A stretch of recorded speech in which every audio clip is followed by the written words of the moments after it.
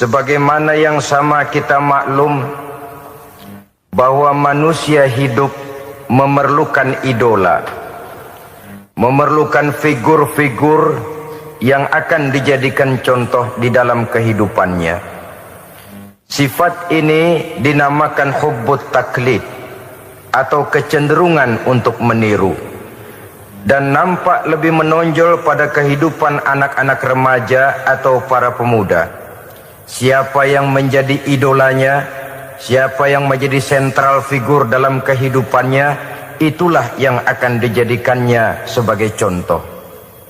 Kalau idolanya adalah Mick Jagger misalnya, maka tentu yang akan dicontohnya adalah Mick Jagger. Mulai gaya rambutnya, gaya pakaiannya, sampai kepada gaya jalan dan hidupnya. Soal pantas atau tidak pantas urusan nomor 16.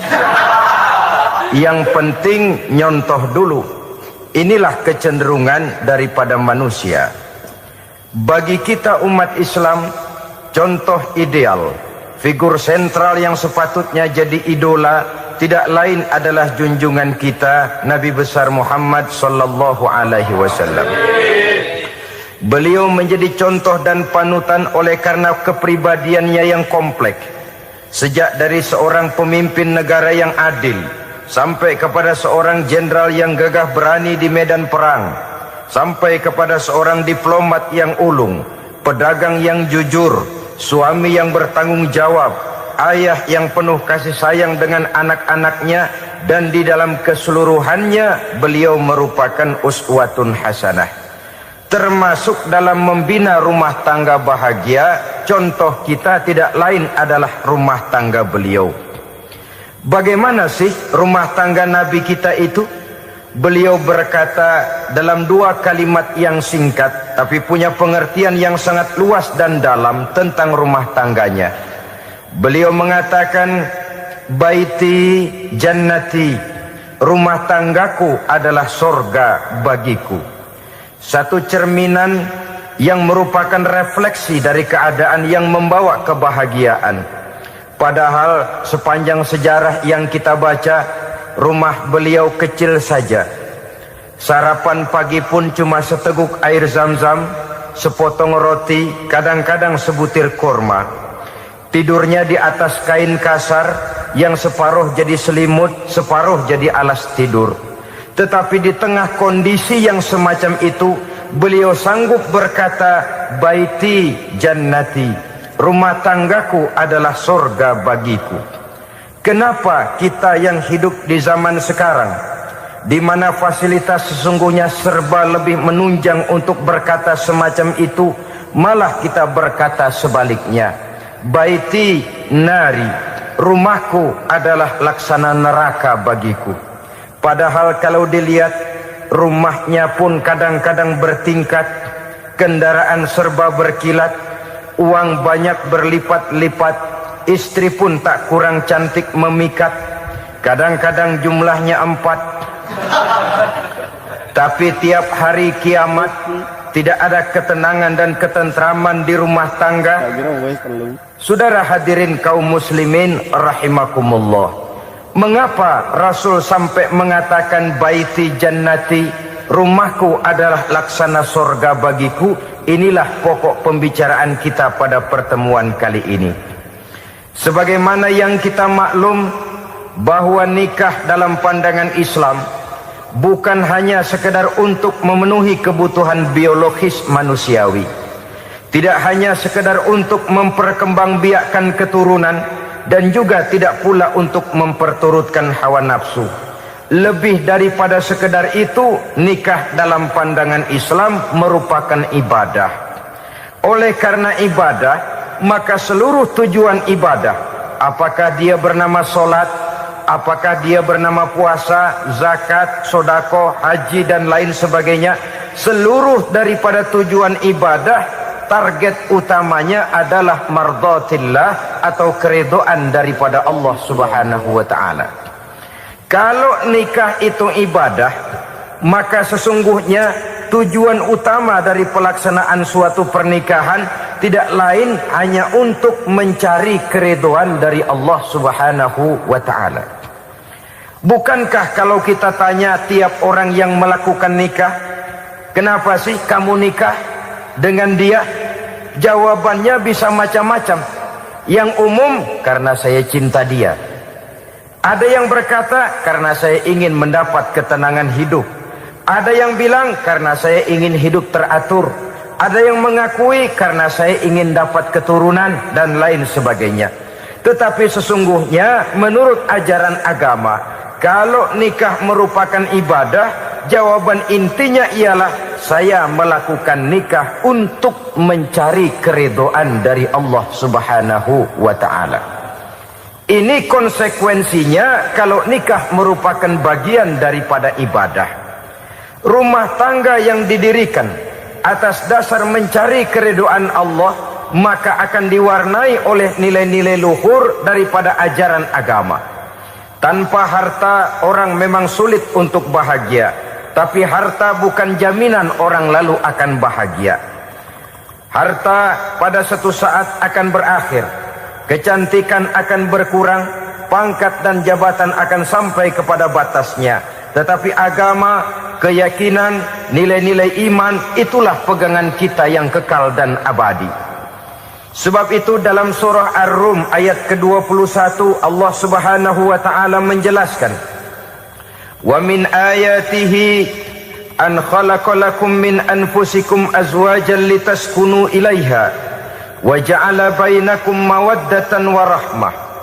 Dan di antara tanda-tanda kebesaran Allah, dijadikannya bagimu istri-istrimu dari diri kamu sendiri, litaskunu ilaiha, agar kamu bisa hidup tenang bersamanya, wa ja'ala bainakum mawaddatan wa rahmah, dan dijadikannya di antara kamu rasa cinta dan kasih sayang.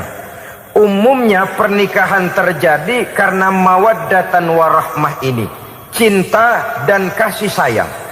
Atas dua dasar itulah rumah tangga didirikan orang.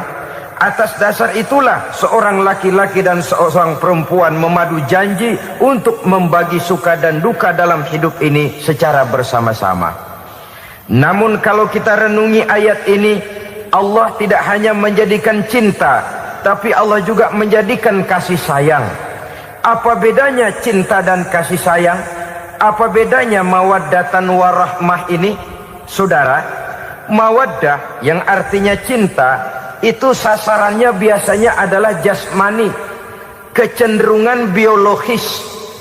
Itu akan berakhir. Orang yang mendirikan rumah tangga cuma karena kecenderungan biologis, cuma karena rasa cinta semata-mata, cinta biasanya terkait kepada keindahan. Betul apa benar? Biasanya orang mudah jatuh cinta kepada sesuatu yang punya nilai keindahan. Makanya anak muda jarang yang jatuh cinta sama nenek-nenek. Cinta selalu memandang segi keindahannya. Ini yang namanya mawaddah. Allah tidak mengingkari itu, silakan. Bahwa manusia secara naluri senang kepada serba keindahan, wajar-wajar saja. Tetapi tidak cuma mawaddah, Allah juga menciptakan rahmah, kasih sayang. Mawaddah mungkin ada akhirnya, tapi rahmah tidak akan pernah ada akhirnya. Kalau mawaddah adalah berkecenderungan kepada biologis, jasmaniah, maka rahmah kecenderungan kepada nilai-nilai rohani, kepribadian, kejiwaan, dan lain sebagainya. Dikala pernikahan di bawah umur 40 tahun, mungkin masih banyak mawaddahnya, rasa cintanya. Tapi 40 bahkan 50 tahun ke atas, rasanya orang berumah tangga kalau sudah 50 tahun ke atas itu lebih banyak kasih sayangnya ketimbang cinta-cintaannya. Kalau satu rumah tangga hanya didirikan atas dasar mawaddah saja, atas dasar cinta saja, padahal cinta itu terpaut kepada hal-hal keindahan, keindahan satu saat akan menurun. Ya tentu sebagaimana yang kita maklum bersama-sama, belum punya anak memang cantik. Sudah punya anak, kecantikan mulai menurun. Punya anak 2, kulit mulai mengkerut. Punya anak 3, onderdil mulai dol. Punya anak 4, apalagi tidak pandai merawat diri, persis dompet tanggung bulan. Kalau rumah tangga didasarkan kepada rupa yang cantik saja, cinta akan bisa berpindah, paling tidak akan berkurang nilainya. Sebab itu Allah tidak hanya menyediakan mawaddah warahmah, dijadikannya di hatimu itu tidak cuma sekedar cinta, tapi juga kasih sayang. Nah, kasih sayang inilah apabila berakar dan berurat dari nilai-nilai keagamaan yang akan menopang jalinan rumah tangga bahagia. Mengukuhkan usaha untuk mencapai mardhatillah atau keridhaan daripada Allah Subhanahu wa taala. Dengan demikian, berumah tangga bukan tujuan. Ini kalau kita lihat dari segi agama. Berumah tangga cuma alat untuk mencapai mardhatillah, keridhaan daripada Allah. Seorang suami yang pergi pagi pulang sore peras keringat banting tulang mencari nafkah untuk menghidupi keluarganya, kalau niatnya untuk mardhatillah maka pergi usahanya adalah ibadah. Sementara si suami pergi berusaha, istri di rumah mendoakan suaminya, itu juga merupakan bagian daripada ibadah. Marilah kita biasakan membina satu rumah tangga untuk mencapai keridhaan daripada Allah Subhanahu wa taala. Ini motif dasarnya. Karena itu Rasul Anas bin Malik pernah bercerita, bertahun-tahun saya membantu di rumah tangga Rasul. Selama tahun-tahun yang panjang saya membantu di rumah tangga beliau itu, kata Anas bin Malik, belum pernah kok saya mendengar kata-kata kasar, keras, membentak-bentak. Belum pernah saya melihat ada piring terbang, sandal melayang, ada penggorengan nitir di atas. Belum pernah, padahal tahun-tahun yang panjang sudah saya lalui. Itu rumah tangga Rasul. Istrinya lebih dari 1, tapi tenang, ayem, adem. Walaupun gosip selalu ada. Ini loh ya, namanya hidup berumah tangga. Jangankan rumah tangga kita manusia biasa, rumah tangga Rasul pun tidak luput dari gosip yang kita kenal dengan hadisul ifki itu. Itu sampai tercatat dalam sejarah. Tetapi yang jelas, dengan istri yang lebih dari 1, rumah tangganya tenang, tentram, adem. Kita di rumah tangga istri 1, seminggu 7 hari, berantemnya 6 hari. Cuma 1 hari gencatan senjata. Saudara hadirin yang saya muliakan, kalau tujuan rumah tangga adalah mardhatillah, apa ciri dari suami istri yang menegakkan rumah tangga untuk mencapai ridho Allah itu? Pertama, sepasang suami istri yang membina rumah tangga semata-mata untuk mencapai keridhaan Allah, cirinya yang pertama, bersyukur apabila beroleh nikmat. Ini ciri yang pertama. Bersyukur kepada Allah, kepada sesama berterima kasih. Suami berterima kasih kepada istri, bertahun-tahun didampingi hidupnya, dicucinya pakaiannya, dimasaknya makanannya. Tidak istri mengeluh walau hidup lebih banyak kurangnya daripada cukupnya. Suami pandai berterima kasih kepada istrinya.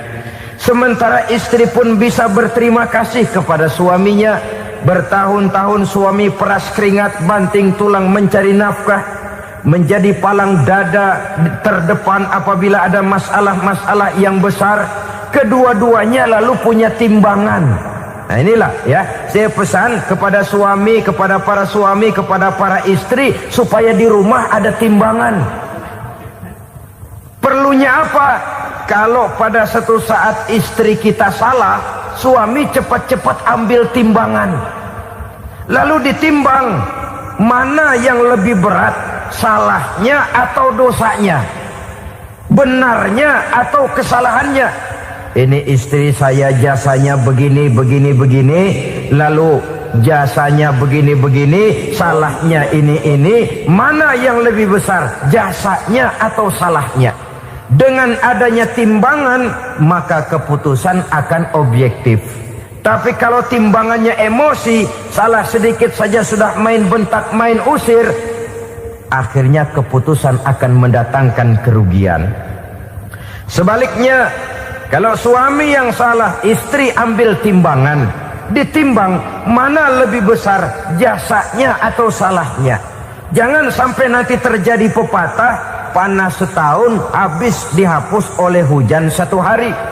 Jasa istri yang puluhan tahun hapus oleh kesalahannya yang sedikit, atau jasa suami yang bertahun-tahun hapus oleh kesalahannya yang sebenarnya tidak seberapa.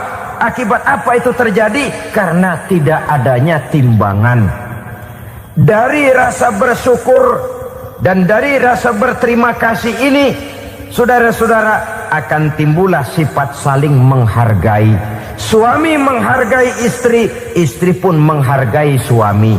Istiqomah, dikasih uang 5.000 senyum, dikasih uang 500 senyum. Itu namanya istri yang pandai bersyukur. Kalau tidak, 5.000 nyengir, 500 manyun. Tahu manyun? Kayak bemok nyari setoran, monyong saja. Ada sikap istiqomah di dalam membina kehidupan berumah tangga ini. Lalu mengerti posisi suami, ini termasuk tanda berterima kasih. Suami saya itu kerjanya apa, golongannya apa, gajinya sebulan berapa. Atas dasar itu, lalu istri menjadi istri yang tahu diri. Walaupun suami harus menyenangkan istri, istri pun hendaknya nimbang, tahu batas kemampuan suami. Kemauan mungkin tidak terbatas, tapi kemampuan sangat terbatas. Kalau suami pegawai kecil, ya mintalah yang kecil-kecil. Kalau suami pegawai rendah, mintalah yang sesuai dengan kemampuannya. Jangan suami gajinya cuma 50.000 sebulan, istri menuntut minta dibeliin gelang yang kayak pelek beca. Tentu sudah overacting namanya. Saudara hadirin yang saya muliakan, kunci awalnya bersyukur kepada Allah. Kalau sudah bisa berterima kasih kepada manusia, hati ini akan mudah bersyukur kepada Allah. Rumah tangga yang pandai bersyukur, berapapun kecilnya nikmat, bukan kecilnya yang dia lihat, tapi karunia Allah yang dinilai. Sehingga dari rasa berterima kasih kepada manusia akan timbullah rasa syukur kehadirat Allah Subhanahu wa ta'ala. Itu yang sering diistilahkan orang, kalau dia punya mobil, dia berkata alhamdulillah kita punya mobil, tetangga kita cuman punya motor. Kalau dia punya motor, syukur kita punya motor, tetangga kita cuman punya sepeda, kemana-mana kekejek melulu.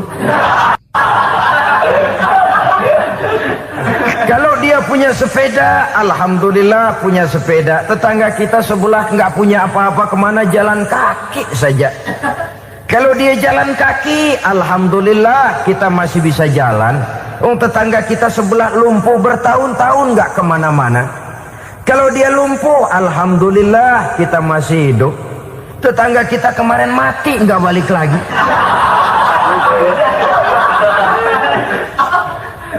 Lalu akan timbul rasa syukur. Tapi kalau sudah lumpuh ngelihat yang bisa jalan ngelihat yang naik sepeda, yang punya sepeda lihat yang punya motor lihat yang punya mobil lihat yang punya pesawat. Kapanlah kita ini pandai bersyukur?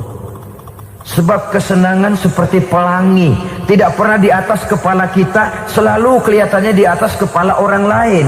Sehingga kalau ngobrol orang sering bilang, lu sih enak lo gue lihat, gue keblangsak amat nih ya. Setiap orang ngomong kepada kita begitu nadanya. Kita yang dilihat enak, sementara kita melihat orang lain enak. Tukang tahu melihat tukang tempe enak, tukang tempe melihat tukang tuak enak, tukang tuak bilang tukang sirsak enak. Enak itu seperti pelangi. Namun kalau kita mau merenungi, tidak pernah Allah berhenti memberikan nikmat kepada kita. Sejak kita bangun tidur, sampai kita tidur kembali, bahkan tidur itu sendiri seluruhnya tidak pernah putus dari nikmat Allah. Bahagia ada di gubuk reot, bahagia ada di rumah mewah, bahagia ada di hati kopral, bahagia ada di hati jenderal, di gunung dan di kota, di hutan belantara dan di desa, di keheningan malam atau di keramaian siang. Kalau kita mau mencari, bahagia selalu ada. Tapi hati yang tidak pandai bersyukur, bagaimanapun banyak kebahagiaan yang meliputi hidupnya, dia tidak akan pernah pandai mensyukurinya. Maka berterima kasihlah kepada istri, berterima kasihlah kepada suami, bersyukurlah kehadirat Allah Subhanahu wa ta'ala. Saya sering mengatakan, sebaliknya seorang suami bagaimanapun kondisi istrinya, kalau itu memang jodohnya, beranilah berkata, istriku adalah Romeoku, istriku adalah Julietku, atau istriku adalah Sri Kandiku. Biarin pengkor ya pengkor, nggak ada urusan. Mensyukuri. Kalau tidak mensyukuri, yang timbul lalu sesalan. Kalau sudah sesalan, mudah umpat mengumpat, caci mencaci dalam rumah tangga, lalu terjadilah kegaduhan. Ketenangan sulit kalau sudah tidak ada unsur saling menghargai itu. Lebih celaka lagi kalau sudah mengarah kepada penyesalan. Kata istrinya, bang, gue nyesel kawin sama lu. Suami digituin mungkin gede kepalanya. Kalau lu nyesel apalagi gua, makin nyesel. Iya, coba pikir bertahun-tahun kita berumah tangga, memangnya abang bisa beliin apa sama saya? Itu juga gerobok kalau nggak ngeridit, bang. Kalau nggak ngeridit, memangnya kamu bayar kreditan pakai daun pisang?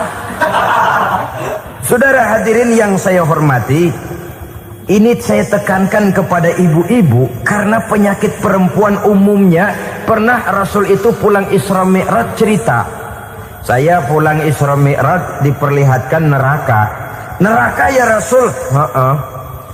Lalu bagaimana? Saya lihat kok isinya kebanyakan perempuan. Perempuan. Laki juga tidak sedikit. Cuma kebanyakan kok perempuan. Apa perempuan tidak sholat ya Rasul? Sholat. Tidak puasa? Puasa. Tidak ngaji? Rajinan dia sama suaminya. Tapi kenapa lebih banyak di sana? Rasul berkata, hunna yakfurnal ashir. Penyakit umum dari perempuan tidak pandai berterima kasih kepada suaminya. Ini rupanya penyakit umum dari tahun atu. Saudara hadirin yang saya muliakan, jadi rumah tangga yang didirikan atas dasar mencapai ridho Allah, maka kelihatan dari pasangan suami istri menjadi orang yang pandai bersyukur terhadap nikmat. Bukankah dalam surah Ibrahim ayat 7 Allah berjanji, la in syakartum la azidannakum wa la in kafartum inna azabi lasyadid. Kalau kamu pandai bersyukur, aku tambah nikmatku. Kalau kamu ingkar, tidak mau bersyukur, azabku itu hebat dan pedih. Rumah tangga yang suami istrinya tidak bersyukur disiksa oleh perasaannya sendiri. Tetangganya dapat nikmat, dia yang meriang. Tetangganya dapat kesenangan, dia yang sakit hati. Dia tidak melihat nikmat yang diberikan kepadanya. Nikmat yang orang lain punya aja yang diincar. Nikmat orang lain aja dihitung-hitung. Tangga kita, saya baru habis beli yang sebelah belilir habis beli kukusan. Cuma sekedar kukusan saja. Orang lain beli apa-apa jadi bahan diskusi di rumahnya. Orang lain saja yang diusut. Timbul dendam kesumatnya, timbul hasutnya. Dia tidak bersyukur dengan nikmat yang ada dalam rumah tangganya. Isi rumah tangga semacam itu disiksa oleh perasaan hasutnya sendiri. Jauh dari kebahagiaan, kering hatinya, miskin jiwanya, merana batinnya. Kalau sudah ke sana, jauhlah rumah tangga dari pantulan sinar kebahagiaan. Saudara-saudara, kita lihat rumah tangga Rasul. Dari rumah yang kecil, dari tempat tidur yang sarapnya kain kasar, separuh jadi selimut lagi, keluar ucapan baiti jannati. Kenapa? Beliau orang yang pandai bersyukur kepada Allah. bisa berterima kasih kepada istri-istrinya, dan istrinya pun pandai berterima kasih kepada Rasul dan bersyukur kehadirat Allah Subhanahu wa taala. Maka nikmat lalu bertambah. Makin kita syukuri nikmat, makin tambah itu. La azidannakum, janji Allah, pasti aku tambah nikmatku kepadamu jikalau kamu pandai mensyukurinya. Tapi kalau kamu ingkar, tidak pandai bersyukur, awas, nikmat bisa berubah menjadi azab kalau kita tidak pandai-pandai mensyukurinya. Jadi cirinya yang pertama, rumah tangga bahagia itu apabila suami istri pandai bersyukur terhadap nikmat yang diberikan oleh Allah Subhanahu wa taala. Satu. Cirinya yang kedua, rumah tangga yang berdasarkan untuk mardhatillah, mencapai keridhaan Allah, sabar apabila mendapat cobaan. Namanya orang berumah tangga itu persis berlayar di lautan. Suami istri adalah dua orang yang memegang kemudi. Kalau berlayar ombak tenang, angin bertiup sepoi-sepoi basah, lalu bila malam datang bulan bersinar, bintang gemintang gemerlapan, berlayar memang nikmat. Tapi satu saat angin puting beliung bertiup, gelombang menggunung, halilintar menyambar, kemudian petir berkilat. Kalau pada saat itu suami mau ngalor, istri mau ngidul, alamat perahu patah di tengah jalan, kandas di lautan sebelum sampai ke pantai yang akan ditujunya. Oleh karenanya perlu kekompakan. Maka sejak awal seharusnya dalam akan membina rumah tangga yang bahagia itu lebih baik bicara yang pahit-pahit saja, supaya terjadi kesamaan langkah apabila menghadapi kesulitan dan cobaan. Sabar apabila mendapat cobaan. Rumah tangga seperti kapal di lautan tadi tidak akan sunyi dari hantaman gelombang, tidak akan sepi dari tiupan angin topan, dari kilatan petir, dari sambaran halilintar. Baik suami, baik istri harus sabar menghadapi kesulitan. Kadang kesulitan dari segi ekonomi, kadang kesulitan dari segi mengarahkan dan mendidik anak-anak, kadang kesulitan karena banyak orang yang hasut dengan kita, kadang kesulitan berbagai macam lah yang menyebabkan kesulitan. Rumah tangga yang bertujuan mencapai ridho Allah sabar menghadapi segala macam kesulitan. Saudara-saudara kaum muslimin rahimakumullah, kesulitan adalah bagian daripada perjalanan hidup.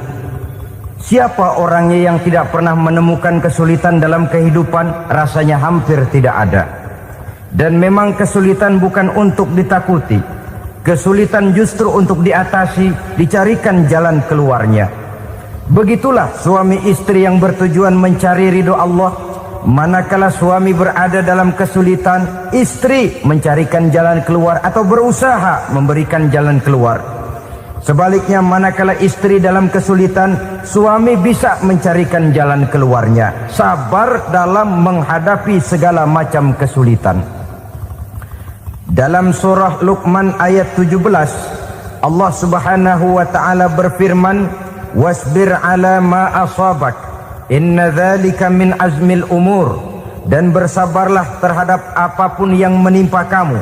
Bersabarlah terhadap segala kesulitan yang kamu hadapi, karena sesungguhnya yang demikian itu merupakan sebagian dari perkara-perkara yang telah ditetapkan oleh Allah Subhanahu wa taala. Saudara-saudara kaum muslimin yang berbahagia, kunci sabar sesungguhnya terletak pada keyakinan bahwa segala sesuatu berasal dari Allah dan segalanya akan kembali kepada Allah Subhanahu wa taala. Rumah tangga yang sabar di dalam menghadapi kesulitan-kesulitan biasanya akan lebih mudah mencari jalan keluar. Tapi kalau sedikit kesulitan datang, kita tertimpa oleh kepanikan, oleh kegelisahan, dan oleh ketakutan yang tidak beralasan, maka kesulitan itu bukan saja tidak dapat diatasi, malah rasanya akan menjadi semakin besar di dalam kehidupan kita. Tidak ada rumah tangga yang tidak pernah berhadapan dengan kesulitan. bagaimanapun besarnya rumah tangga itu. Itulah sebabnya kita memerlukan orang lain. Hidup berumah tangga itu seperti orang punya mata. Kalau mata kita kelilipan, kalau mata orang lain kelilipan, gampang kita tiup. Tapi kalau mata kita sendiri yang kena kelilipan, tentu kita memerlukan orang lain untuk meniupnya. Oleh karenanya, suami istri harus saling mencarikan jalan keluarnya. Walaupun kerjanya berbeda, suaminya pergi mencari nafkah, istrinya berdoa di rumah. Kalau perlu melakukan sholat duha, mendoakan agar usaha suaminya dimudahkan, dan begitu selanjutnya. Sehingga dengan adanya kebersamaan, walaupun tidak selalu bersama-sama, maka masing-masing melaksanakan tugas dengan tenang dan merasa yang satu berbuat untuk kepentingan yang lain. Inilah cirinya yang kedua, sabar bila mendapat dan berhadapan dengan segala macam kesulitan. Kadang orang mendapat kesulitan itu berkeluh kesah. Bukan berkeluh kesah, tapi mencari jalan keluar dan mengambil hikmah yang ada di dalamnya apa. Karena bukan kemudahan, kesulitan yang membuat orang dewasa. Bukan kemudahan, tapi kesulitan yang membuat orang berpikir dinamis, kreatif. Kalau seluruh jalan yang kita tempuh mudah saja, gampang saja, rasanya monoton kita ini. Kehilangan dinamika dalam perjuangan. Kesulitan yang membuat orang matang, kesulitan yang menempa kepribadian untuk lebih dewasa menghadapi bahtera kehidupan, membuat pandangan makin arif, wawasan makin luas, dan analisa semakin tajam. Sama saja dalam hidup. Sesungguhnya pujian sering menjadi racun, dan caci maki kalau kita tanggapi secara positif sering membuat kita makin dewasa. Jarang orang berpikir kalau dipuji, tapi baru dia merenung dan mencari diri setelah dicaci maki dan dikritik habis-habisan. Walaupun watak umum manusia senang dipuji, marah kalau dicaci maki. Biasanya kalau ketemu cewek cakep kita bilang, "Kamu cakep deh." Dia paling bilang, "Ah, abang bisa aja." Walaupun dia bilang, "Ah, abang bisa aja," hidungnya mah tetap mekar. Senang kalau dipuji, itu kecenderungan manusia. Marah kalau dicaci maki, marah kalau dikritik. Tapi sesungguhnya pujian sering jadi racun, caci maki sering jadi obat. Orang takut minum obat karena pahitnya, padahal efeknya itu akan lebih memberikan kesehatan kepadanya. Orang takut menghadapi kritik, orang takut dan tidak ingin dicaci maki, padahal itulah yang sesungguhnya menjadi cambuk kalau tidak dia salah tanggap, menjadi sugesti yang mendorong dia lebih maju lagi. Karena memang bukan pujian, tapi caci maki dan kritik yang membuat kita makin berpikir tajam. Jadi rumah tangga yang berhadapan dengan kesulitan demi kesulitan, biasanya kalau ditanggapi dengan sabar akan makin mengokohkan fondasi rumah tangga itu sendiri. Tapi kalau kesulitan dihadapi dengan tidak sabar, lalu mencari jalan pintas, kesulitan ekonomi, kebetulan istrinya cakep, istrinya disuruh ngojek. Dah lo ngojek aja deh, gua nungguin setoran dah. Suami tapak di rumah. Saudara hadirin yang saya muliakan, buat sepintas memang mendatangkan materi itu, mengatasi kesulitan ekonomi. Tapi apakah bahagia? Walaupun rumah bisa jadi besar, perabotan bisa serba lebih lengkap dan ada, tapi apakah semuanya mendatangkan bahagia? Sementara suami kehilangan rasa cemburunya, dan dalam agama itu disebut dayus. Dayus, suami yang tidak punya rasa cemburu kepada istrinya. Dan orang dayus kayak begitu, haram mendapat bau sorga. Bau sorga saja tidak dapat, apalagi masuk ke dalamnya. Ya tapi juga jangan lantas mentang-mentang harus cemburu sama istri, overacting. Suaminya nawar sayuran, laki pulang ngomel, "Lu pacaran ya sama tukang sayur?" Itu juga over, saudara-saudara. Kesulitan ekonomi diatasi dengan sabar. Sabar dalam arti berusaha dengan tidak mengambil jalan pintas, berusaha tetap berada di jalan yang diridhoi oleh Allah. Ini yang jadi problema ini rumah tangga sekarang ini, kesulitan ekonomi, di mana lapangan kerja sulit, di mana persaingan hidup tajam, sedangkan kita hidup ingin seperti orang lain. Kita mudah gelap mata, mudah picik pandangan, mudah sulit pertimbangan, lalu mengambil jalan pintas. Kadang menjual akidah, menjual keimanan. Kebetulan penderingan kering, ada yang nawarin beras 3 liter sama Supermi 2 bungkus. Hari Minggu diajak ke gereja mau. Itu iman kena beras 3 liter telap. Kesulitan ekonomi, saudara-saudara, sehingga Imam Ali pernah berkata, kadal fakru ayyakuna kufron. Kemiskinan memang mudah membawa orang kepada kekafiran, kepada perbuatan-perbuatan yang bisa mengundang kekafiran. Oleh karena itu dalam tamsil lain beliau berkata, kalau ada ular dan ada kemiskinan, kemiskinan yang saya getok lebih dulu, kemiskinan yang saya bunuh lebih dahulu. Karena kemiskinan mudah membawa orang kepada kekufuran. Bagaimanapun sulitnya ekonomi yang dihadapi dalam rumah tangga, percayalah satu saat jalan keluarnya mesti ada. Mesti ada. Jangan sampai mengambil jalan pintas yang membuat kita keluar dari jalan yang ditinjau dari segi kemasyarakatan pun mendatangkan aib, ditinjau dari kehormatan berkeluarga pun mendatangkan nista, ditinjau dari segi ekonomi pun barangkali tidak akan mendatangkan kelimpahan materi. Jalan pintas pada umumnya, saudara-saudara, hanya memberikan kenikmatan yang sekejap. Dan apalah itu artinya kalau harus mengorbankan kesenangan yang abadi dan kekal. Kadang-kadang mengorbankan anaknya sendiri, anaknya dikomersilkan.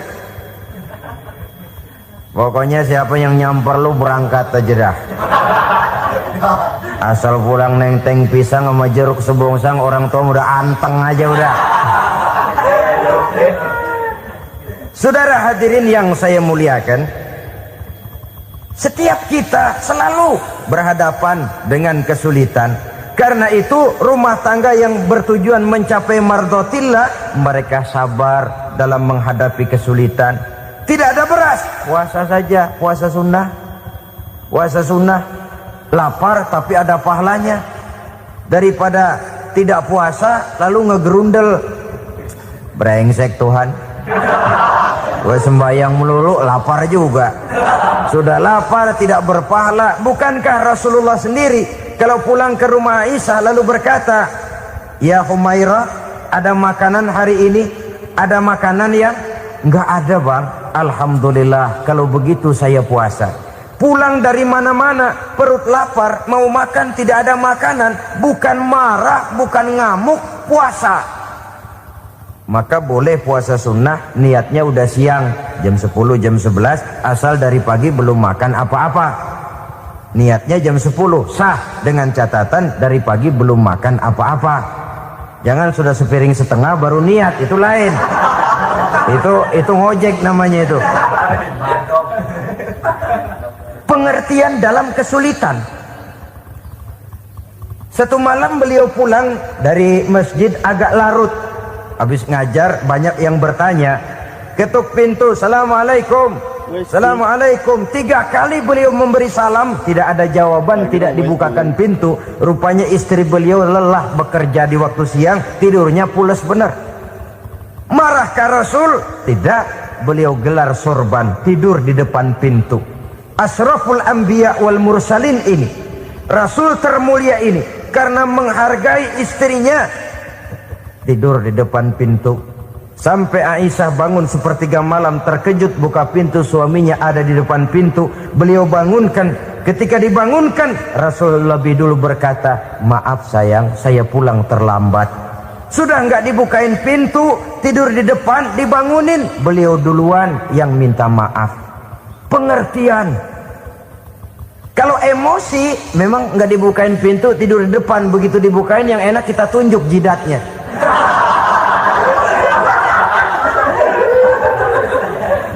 Saudara hadirin yang saya muliakan, kesulitan di dalam kehidupan merupakan bagian daripada kehidupan.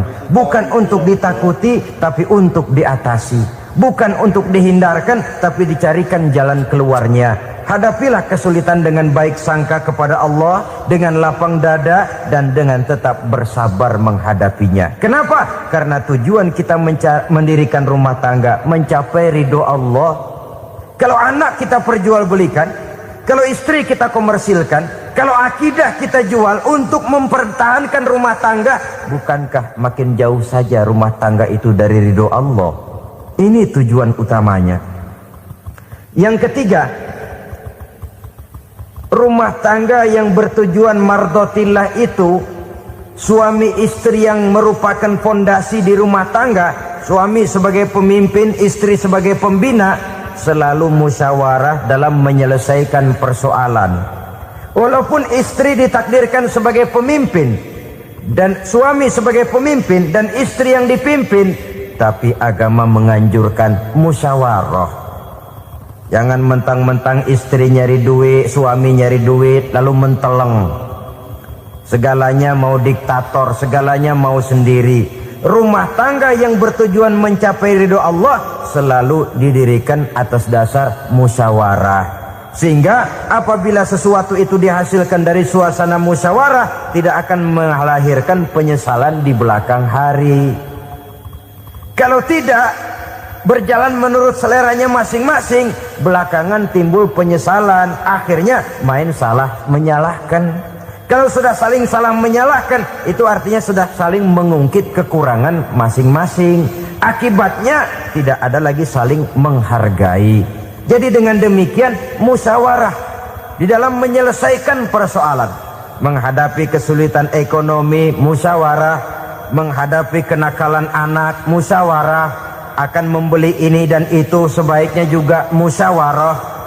Kalau merupakan hasil musyawarah, maka saudara-saudara hasilnya pun akan dihadapi oleh bersama. Enak rasakan bersama, tidak enak rasakan bersama. Kenapa? Tadinya musyawarahnya bersama-sama juga.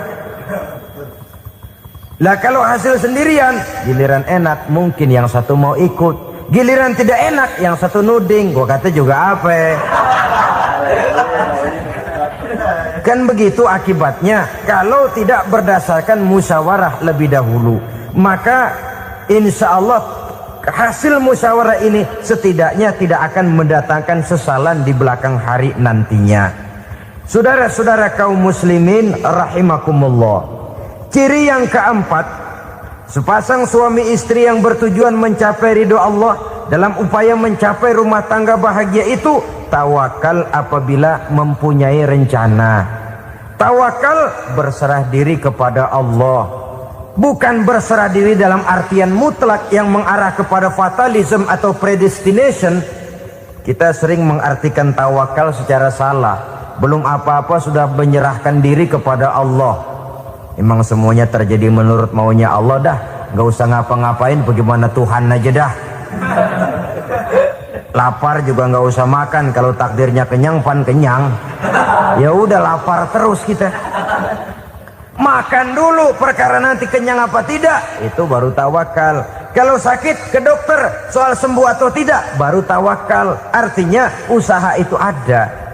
Setelah suami berusaha, istri berusaha, selebihnya tawakal. Apa perlunya tawakal? Apabila berhasil tidak lupa daratan, apabila berhasil tidak lupa diri, apabila gagal tidak putus asa. Sehingga dengan demikian dari tawakal ini lahirlah pondasi yang kokoh membina rumah tangga yang bahagia dalam upaya mencapai keridhaan daripada Allah Subhanahu wa taala. Apapun yang kita laksanakan di rumah tangga, tujuan intinya tetap untuk mencapai keridhaan Allah. Beli kendaraan untuk mencapai ridho Allah, lalu dipakai ngaji, dipakai ke masjid dan sebagainya. Beli peralatan rumah tangga untuk mencapai ridho Allah. Mendidik anak untuk mencapai ridho Allah. Membantu keluarga untuk mencapai ridho Allah. Dan begitu selanjutnya. tawakal apabila mempunyai rencana. Kemudian cirinya yang kelima, suami istri yang bertujuan mencapai ridho Allah selalu mempererat silaturahmi. Sebab seperti sudah saya sampaikan pada pertemuan terdahulu, dalam berumah tangga itu ada orang tua, ada mertua. Itu cuma perbedaan istilah, tapi hakikatnya adalah sama. Jangan karena perbedaan istilah lalu menyebabkan kita berbeda sikap. Kalau sudah berbeda sikap, tentu akan melahirkan perasaan yang tidak simpatik. Sebaiknya suami istri kalau sudah berumah tangga, jadikanlah orang tua tempat cerita yang enak saja. Yang tidak enak telan berdua, yang pahit rasakan berdua, kesusahan dan kesulitan atasi berdua. Giliran enak ngomong sama orang tua, giliran senang cerita sama mertua. Sekarang kan kita balik, kalau lagi senang duitnya banyak, anteng di rumah, kalem aja. Tapi lalu waktu susah, waktu susah, cerita kepada orang tuanya, cerita kepada mertuanya. Lalu kapan kita mau menyenangkan orang tua? Sudahlah mereka susah mendidik kita di waktu kecil, membesarkan kita, melakukan segala macam pengorbanan. Demi setelah kita berumah tangga, kesulitan rumah tangga kita tumpahkan juga kepada mereka. Pererat silaturahmi dan usahakan agar seluruh keluarga hanya menjadi tempat kita cerita yang enak-enak saja. Istilah sehari-harinya, kalau di rumah kita makan sama sayur bayam, keluar rumah diem, malah seluitan. Tetangga tanya, lu makan kayaknya enak banget apa sih? Daging ayam.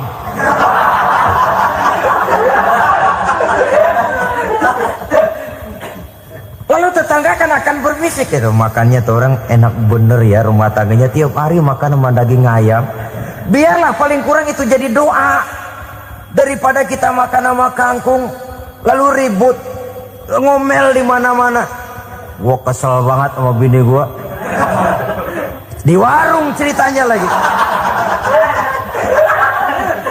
Kenapa? Saban sari gue direbusin kangkung mulu. Brengsek. Di warung cerita ada RT, ada RW. Gara-gara makan sama kangkung se-RT tahu. Akhirnya mungkin kalau kita berangkat orang hitung dari jauh. Lihat, kangkung liwat.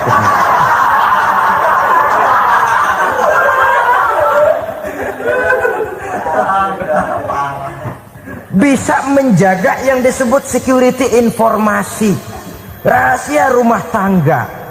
Bahkan pernah saya berikan contoh karena ingin menghargai. Suami beliin kain batik buat istrinya. Istri tahu begitu sepintas, nih kain jelek nih. Tapi karena mau menyenangkan suaminya, dia bohong. Bagaimana bu, kain yang bapak beliin? Aduh bagus bener pak, bagus sekali itu kain. Warnanya pak emang yang model begitu tuh. Tetangga kita mana ada yang pakai kain begitu pak? Ya emang nggak ada, jelek.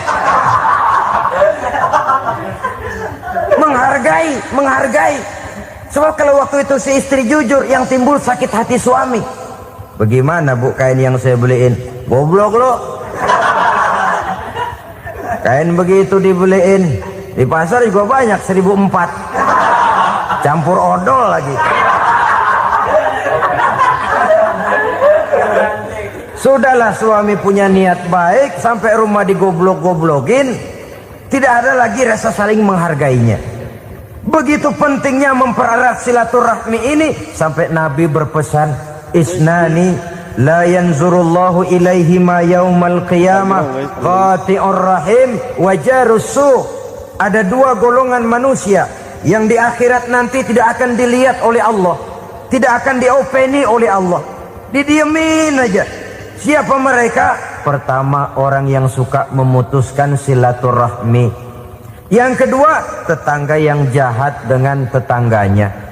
Dua golongan manusia ini, pemutus silaturahmi, kemudian juga tetangga yang jahat dengan tetangganya, ini tidak akan dipandang oleh Allah di hari akhirat nanti. Jadi pererat silaturahmi. Sebab kita ini zon politikan, makhluk yang bermasyarakat, yang tidak bisa hidup sendirian. Setiap kita memerlukan orang lain. Kita disebut kaya karena ada yang miskin. Kita disebut alim karena ada yang awam. Kita disebut berkuasa karena ada rakyat jelata. Tanpa rakyat tidak ada penguasa. Tanpa yang miskin tidak ada orang kaya. Kalau tidak ada yang jelek, siapa yang bilang cakep? Karena ngimbangi. Saudara hadirin, atas dasar ini mestinya kita selalu bersyukur dalam segala posisi. Tidak lalu salah terima kepada karunia yang diberikan Allah kepada kita. Saudara hadirin yang saya hormati, pererat silaturahmi, jadikan orang-orang tua kita tempat kita cerita yang enak-enak saja. Yang tidak enak, telan sendiri, usahakan sendiri, carikan jalan keluarnya sendiri.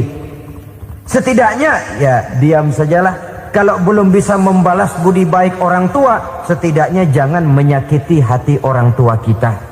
Sudah lelah dan payah dia mengasuh kita, membesarkan kita, merawat kita. Demi setelah kita berumah tangga, seluruh kesulitan kita bawa lagi kepadanya. Karena itu buat para istri juga ini perhatian. Kalau dimarahi suami, jangan cepat-cepat pulang ke rumah orang tuanya. Nggak boleh diomelin dikit, main buntal aja. Gua pulang dah. Pulang. Sampai sana cerita habis-habisan, dikucek kejelekan suaminya. Nanti 2-3 hari balik aja lagi. Kan nggak lucu jadinya. Saudara hadirin, begitu juga suami. Mencaci maki habis istrinya, 2-3 hari baik aja lagi. Konyol. Istrinya sudah dicaci maki habis-habisan, dijeleki leluhur-leluhurnya, 2-3 hari baik lagi. Mesraan lagi. Kata bininya dalam hati, gua lu jelekin juga, lu pakai juga, payah.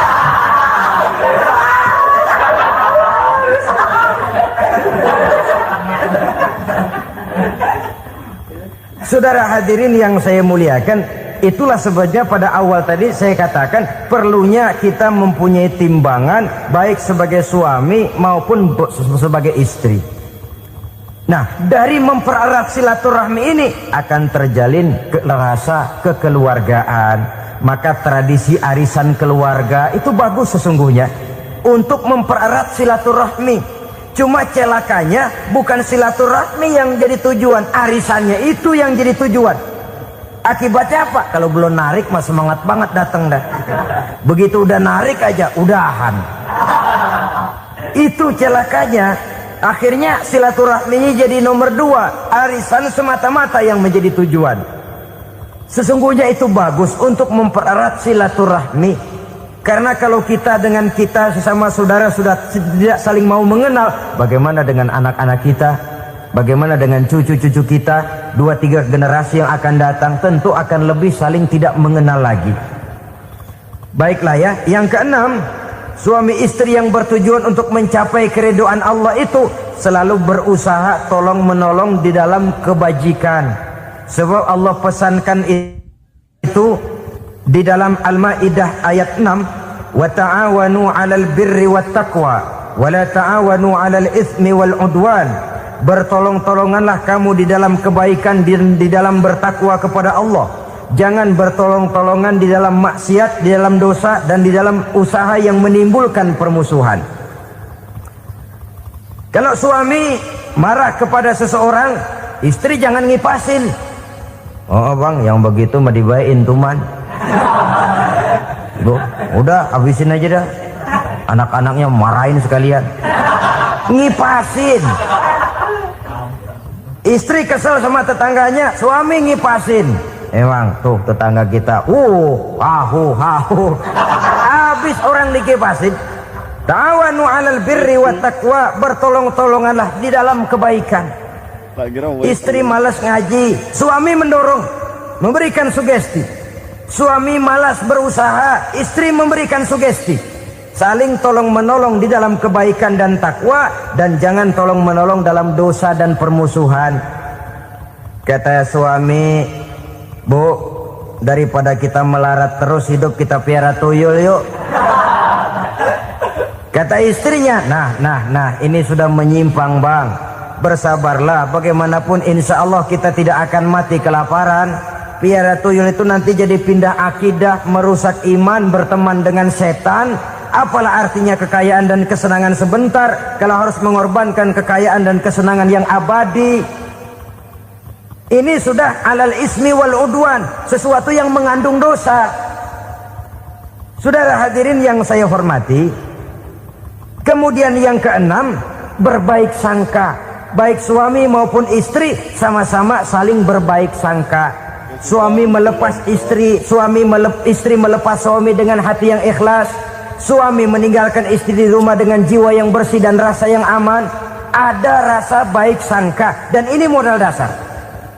Kalau sudah dilandasi oleh buruk sangka, tentu yang lahir nanti adalah perasaan-perasaan yang tidak baik.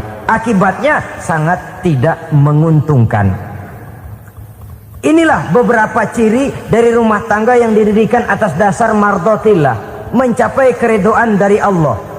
Nanti akan menyusul tujuan berikutnya, diantaranya mendapat keturunan, diantaranya lagi mendatangkan gairah untuk lebih berusaha mencari rezeki karena sudah merasa punya tanggung jawab berupa anak dan istri, mempererat silaturahmi. Itu cuma tujuan-tujuan sekundernya saja. Tujuan primernya kita melakukan suatu nikah untuk mencapai keridhaan dari Allah Subhanahu wa taala. Silakan punya istri cantik, kaya, tapi tujuan utamanya kita membina rumah tangga untuk mencapai ridho dari Allah. Karena itu dasarnya mawaddatan warahmah. Jangan cuma cinta, tapi juga kasih sayang. Cinta, kecenderungan kepada jasmani akan berakhir, tapi kasih sayang, kecenderungan kepada rohani, makin tua malah makin erat, makin tua malah makin mesra. Sehingga kadang kita menampak kakek-kakek dan nenek-nenek lagunya kayak pengantin baru. Apa cinta-cintaan? Tidak. Bagaimana kakek-kakek sama nenek-nenek harus bilang I love you? Yang masih ada itu waktu itu mawaddah, kasih dan sayang. Itu yang akan kekal, itu yang akan abadi. Tanpa materi orang sulit untuk bahagia, tapi materi semata bukan jaminan orang untuk bahagia. Nah, ciri yang terakhir dari rumah tangga yang bertujuan mencapai ridho Allah, sinar agama kelihatan di dalamnya. Baik suami maupun istri sama-sama orang yang taat melaksanakan ajaran agama.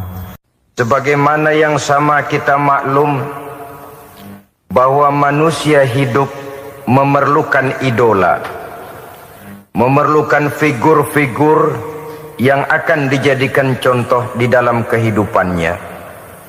Sifat ini dinamakan hubbut taklid atau kecenderungan untuk meniru, dan nampak lebih menonjol pada kehidupan anak-anak remaja atau para pemuda. Siapa yang menjadi idolanya, siapa yang menjadi sentral figur dalam kehidupannya, itulah yang akan dijadikannya sebagai contoh. Kalau idolanya adalah Mick Jagger misalnya, maka tentu yang akan dicontohnya adalah Mick Jagger. Mulai gaya rambutnya, gaya pakaiannya, sampai kepada gaya jalan dan hidupnya. Soal pantas atau tidak pantas urusan nomor 16. Yang penting nyontoh dulu. Inilah kecenderungan daripada manusia. Bagi kita umat Islam, contoh ideal, figur sentral yang sepatutnya jadi idola, tidak lain adalah junjungan kita Nabi besar Muhammad sallallahu alaihi wasallam. Beliau menjadi contoh dan panutan oleh karena kepribadiannya yang kompleks. Sejak dari seorang pemimpin negara yang adil, sampai kepada seorang jenderal yang gagah berani di medan perang, sampai kepada seorang diplomat yang ulung, pedagang yang jujur, suami yang bertanggung jawab, ayah yang penuh kasih sayang dengan anak-anaknya, dan di dalam keseluruhannya beliau merupakan uswatun hasanah. Termasuk dalam membina rumah tangga bahagia, contoh kita tidak lain adalah rumah tangga beliau. Bagaimana sih rumah tangga Nabi kita itu? Beliau berkata dalam dua kalimat yang singkat, tapi punya pengertian yang sangat luas dan dalam tentang rumah tangganya. Beliau mengatakan, baiti jannati rumah tanggaku adalah sorga bagiku. Satu cerminan yang merupakan refleksi dari keadaan yang membawa kebahagiaan. Padahal sepanjang sejarah yang kita baca, rumah beliau kecil saja. Sarapan pagi pun cuma seteguk air zam-zam, sepotong roti, kadang-kadang sebutir kurma. Tidurnya di atas kain kasar yang separuh jadi selimut, separuh jadi alas tidur.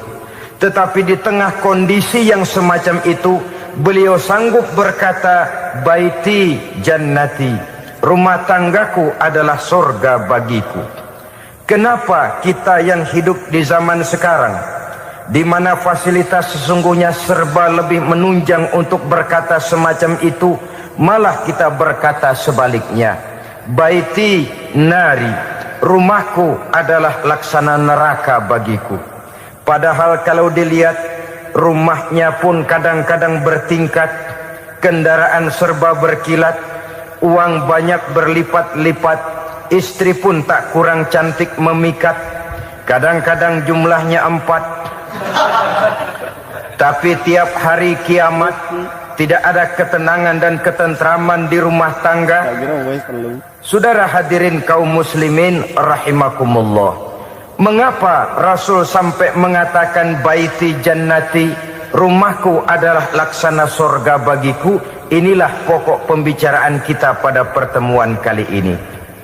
Sebagaimana yang kita maklum bahwa nikah dalam pandangan Islam bukan hanya sekedar untuk memenuhi kebutuhan biologis manusiawi, tidak hanya sekedar untuk memperkembangbiakkan keturunan, dan juga tidak pula untuk memperturutkan hawa nafsu. Lebih daripada sekedar itu, nikah dalam pandangan Islam merupakan ibadah. Oleh karena ibadah, maka seluruh tujuan ibadah, apakah dia bernama solat, apakah dia bernama puasa, zakat, sodako, haji dan lain sebagainya, seluruh daripada tujuan ibadah, target utamanya adalah mardhatillah atau keridhaan daripada Allah Subhanahu wa taala. Kalau nikah itu ibadah, maka sesungguhnya tujuan utama dari pelaksanaan suatu pernikahan tidak lain hanya untuk mencari keridhaan dari Allah Subhanahu wa taala. Bukankah kalau kita tanya tiap orang yang melakukan nikah, kenapa sih kamu nikah dengan dia? Jawabannya bisa macam-macam. Yang umum, karena saya cinta dia. Ada yang berkata, karena saya ingin mendapat ketenangan hidup. Ada yang bilang, karena saya ingin hidup teratur. Ada yang mengakui, karena saya ingin dapat keturunan dan lain sebagainya. Tetapi sesungguhnya menurut ajaran agama, kalau nikah merupakan ibadah, jawaban intinya ialah saya melakukan nikah untuk mencari keridhaan dari Allah Subhanahu wa taala. Ini konsekuensinya kalau nikah merupakan bagian daripada ibadah. Rumah tangga yang didirikan atas dasar mencari keridhaan Allah, maka akan diwarnai oleh nilai-nilai luhur daripada ajaran agama.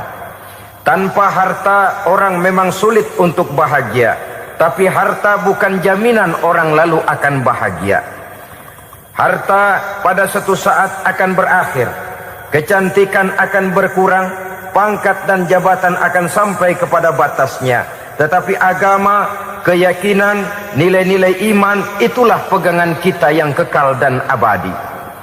Sebab itu dalam surah Ar-Rum ayat ke-21 Allah Subhanahu wa taala menjelaskan, wa min ayatihi an khalaqalakum min anfusikum azwajan litaskunu ilaiha wa ja'ala bainakum mawaddatan wa rahmah.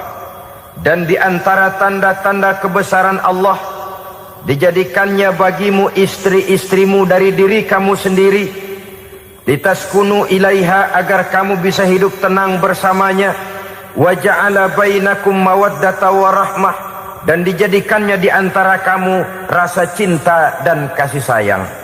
Umumnya pernikahan terjadi karena mawaddatan warahmah ini, cinta dan kasih sayang.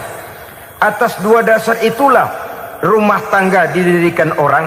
Atas dasar itulah seorang laki-laki dan seorang perempuan memadu janji untuk membagi suka dan duka dalam hidup ini secara bersama-sama.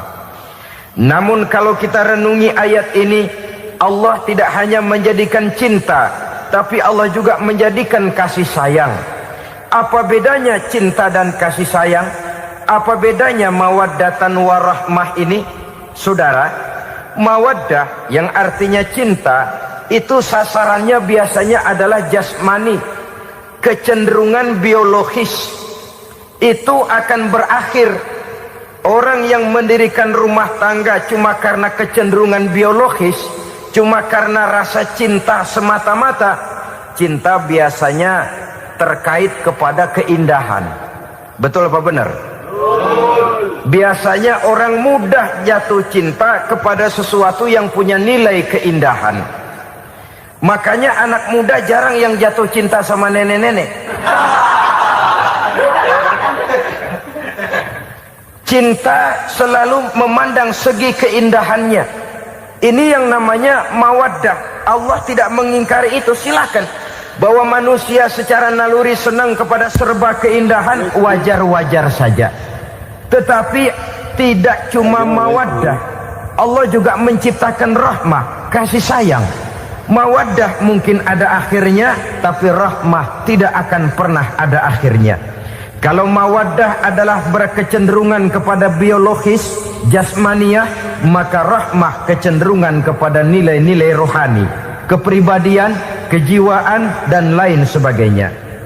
Dikala pernikahan di bawah umur 40 tahun, mungkin masih banyak mawaddahnya, rasa cintanya. Tapi 40 bahkan 50 tahun ke atas, rasanya orang berumah tangga kalau sudah 50 tahun ke atas itu lebih banyak kasih sayangnya ketimbang cinta-cintaannya. Kalau satu rumah tangga hanya didirikan atas dasar mawaddah saja, atas dasar cinta saja, padahal cinta itu terpaut kepada hal-hal keindahan, keindahan satu saat akan menurun. Ya tentu sebagaimana yang kita maklum bersama-sama, belum punya anak memang cantik.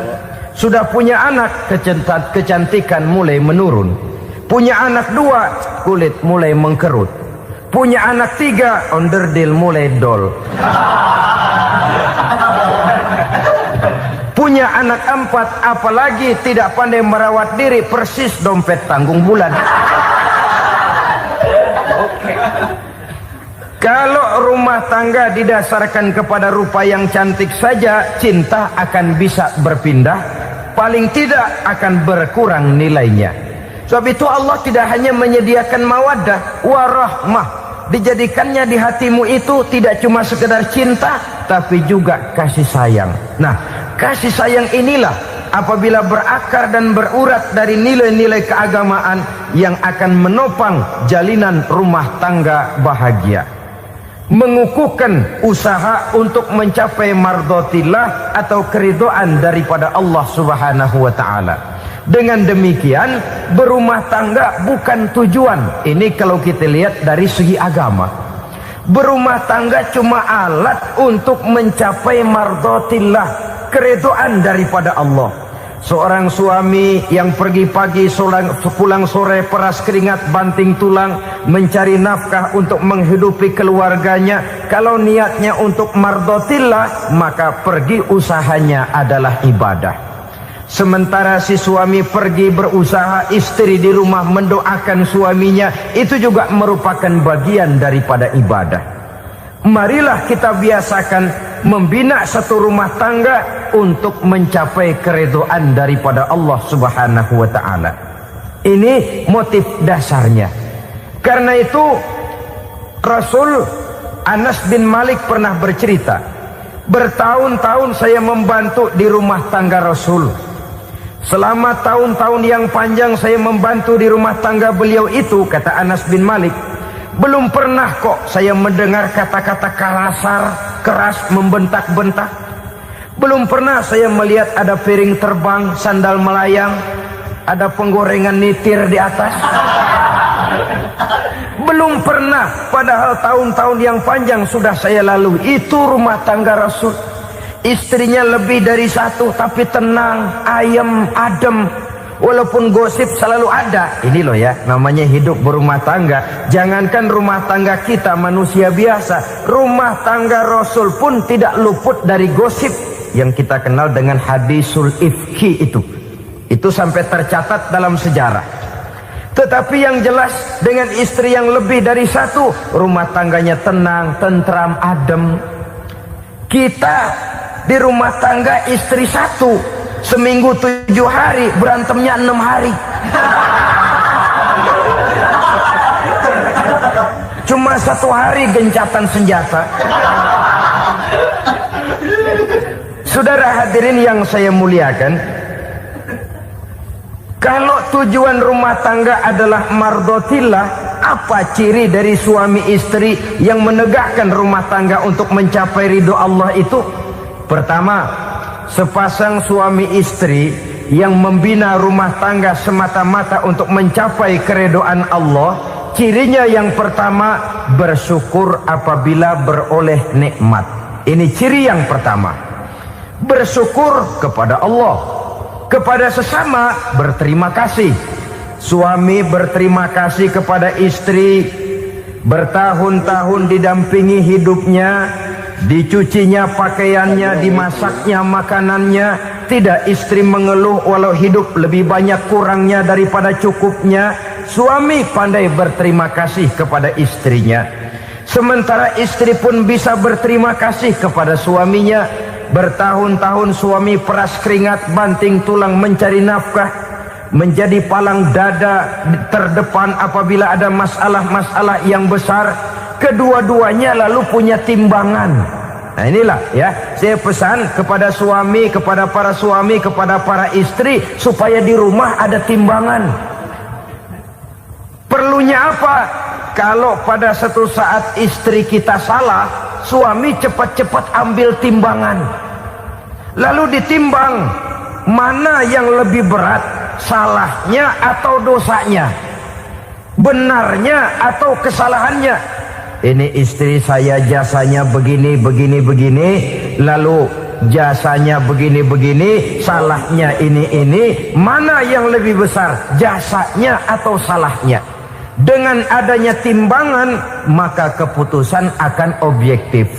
Tapi kalau timbangannya emosi, salah sedikit saja sudah main bentak, main usir, akhirnya keputusan akan mendatangkan kerugian. Sebaliknya, kalau suami yang salah, istri ambil timbangan, ditimbang mana lebih besar, jasanya atau salahnya. Jangan sampai nanti terjadi pepatah, panas setahun habis dihapus oleh hujan 1 hari. Jasa istri yang puluhan tahun hapus oleh kesalahannya yang sedikit, atau jasa suami yang bertahun-tahun hapus oleh kesalahannya yang sebenarnya tidak seberapa. Akibat apa itu terjadi? Karena tidak adanya timbangan. Dari rasa bersyukur dan dari rasa berterima kasih ini, saudara-saudara, akan timbullah sifat saling menghargai. Suami menghargai istri, istri pun menghargai suami.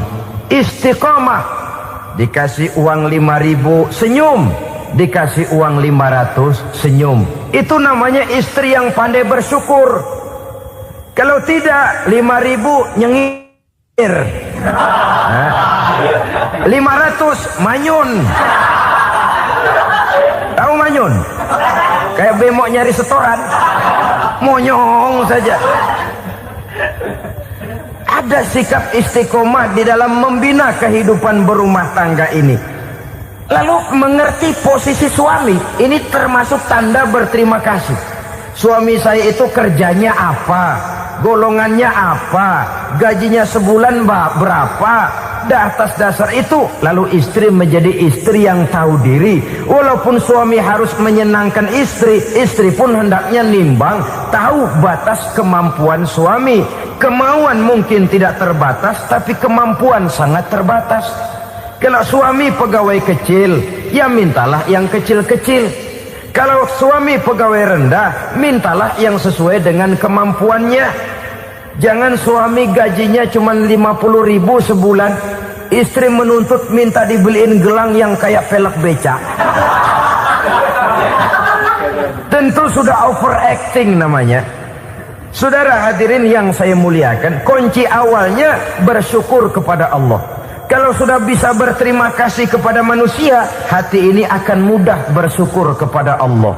Rumah tangga yang pandai bersyukur, berapapun kecilnya nikmat, bukan kecilnya yang dia lihat, tapi karunia Allah yang dinilai. Sehingga dari rasa berterima kasih kepada manusia akan timbullah rasa syukur kehadirat Allah Subhanahu wa ta'ala. Itu yang sering diistilahkan orang, kalau dia punya mobil, dia berkata alhamdulillah kita punya mobil, tetangga kita cuman punya motor. Kalau dia punya motor, syukur kita punya motor, tetangga kita cuman punya sepeda, kemana-mana kekejek melulu. Kalau dia punya sepeda, alhamdulillah punya sepeda, tetangga kita sebelah nggak punya apa-apa, kemana jalan kaki saja. Kalau dia jalan kaki, alhamdulillah kita masih bisa jalan. Tetangga kita sebelah lumpuh bertahun-tahun nggak kemana-mana. Kalau dia lumpuh, alhamdulillah kita masih hidup. Tetangga kita kemarin mati nggak balik lagi.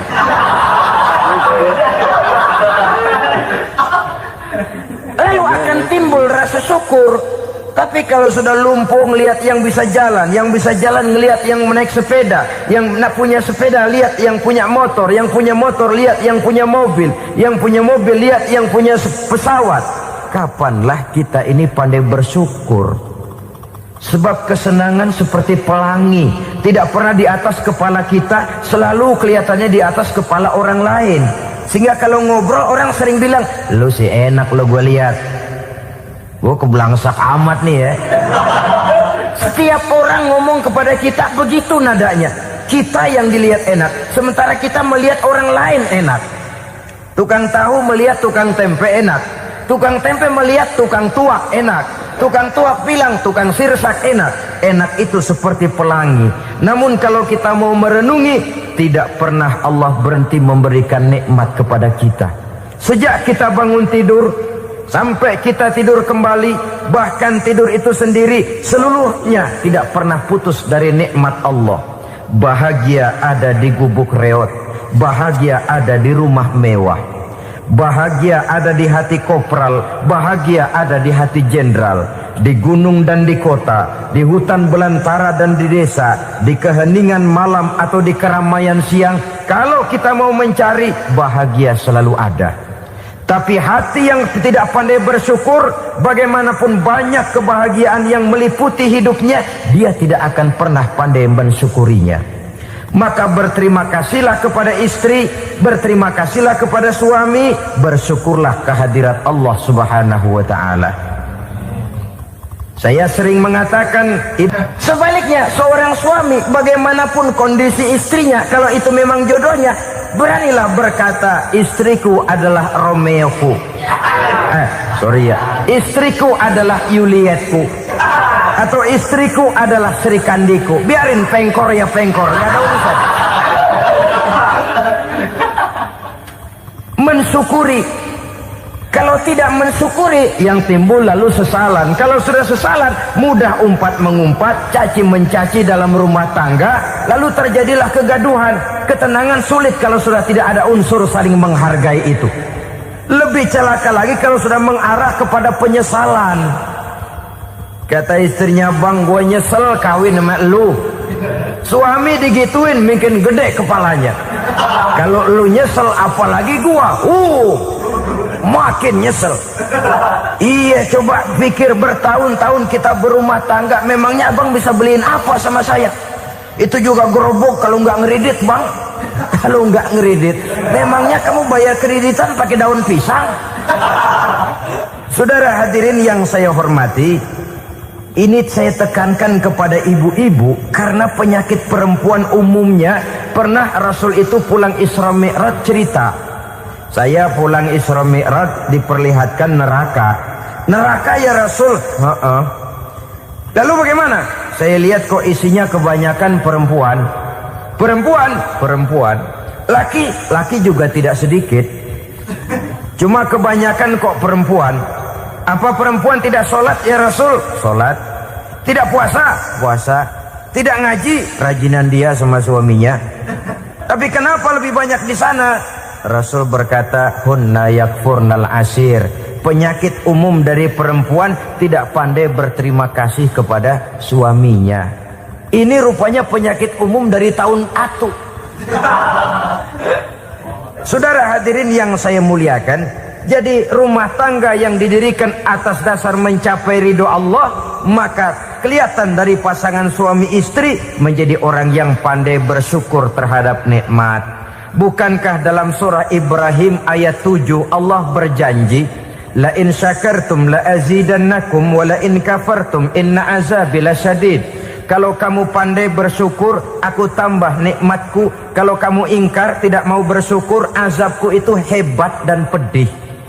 Rumah tangga yang suami istrinya tidak bersyukur, disiksa oleh perasaannya sendiri. Tetangganya dapat nikmat, dia yang meriang. Tetangganya dapat kesenangan, dia yang sakit hati. Dia tidak melihat nikmat yang diberikan kepadanya. Nikmat yang orang lain punya aja yang diincar. Nikmat orang lain aja dihitung-hitung. Tangga kita, si Ano baru habis beli yang sebelah belilir habis beli kukusan. Cuma sekedar kukusan saja. Orang lain beli apa-apa jadi bahan diskusi di rumahnya. Orang lain saja yang diusut. Timbul dendam kesumatnya, timbul hasut. Sebagaimana yang sama kita maklum bahwa manusia hidup memerlukan idola, memerlukan figur-figur yang akan dijadikan contoh di dalam kehidupannya.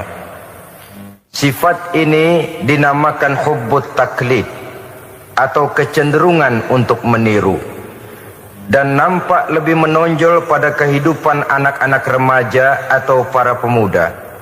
Siapa yang menjadi idolanya, siapa yang menjadi sentral figur dalam kehidupannya, itulah yang akan dijadikannya sebagai contoh. Kalau idolanya adalah Mick Jagger misalnya, maka tentu yang akan dicontohnya adalah Mick Jagger.